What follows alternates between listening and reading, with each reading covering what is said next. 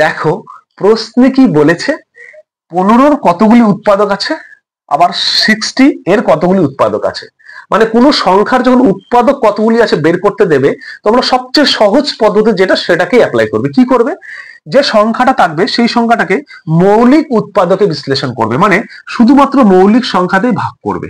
তাহলে এটা যদি করি তাহলে কি হয় দেখো, প্রথমে 2 দিয়ে দিলাম 30 হলো, তারপরে 2 দিয়ে দিলাম 15 হলো, তারপরে 2 দিয়ে তো আর যায় না, 3 দিয়ে দিলাম 5 হলো, আর তো যায় না। তাহলে কি কি হলো, তাহলে আমার হলো 2 ইন্টু 2 ইন্টু 3 ইন্টু 5।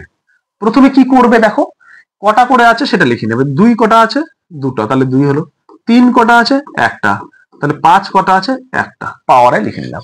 এবার পাওয়ার গুলো যত হবে তাদের প্রত্যেকের সঙ্গে 1 যোগ করে দিয়ে গুণ করে দেবে।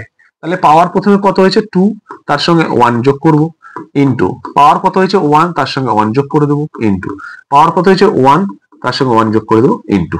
তাহলে এখানে 3 হলো, গুণ 2 হলো, গুণ 2 হলো, 3 দুগুণ 6, 6 দুগুণ 12। তাহলে 60 এর 12টা উৎপাদক থাকবে। কোথায় আছে, অপশন নাম্বার ডি সঠিক উত্তর।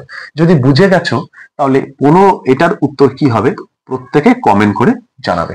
ভালো লাগলে ভিডিওতে একটা লাইক করে দেবে।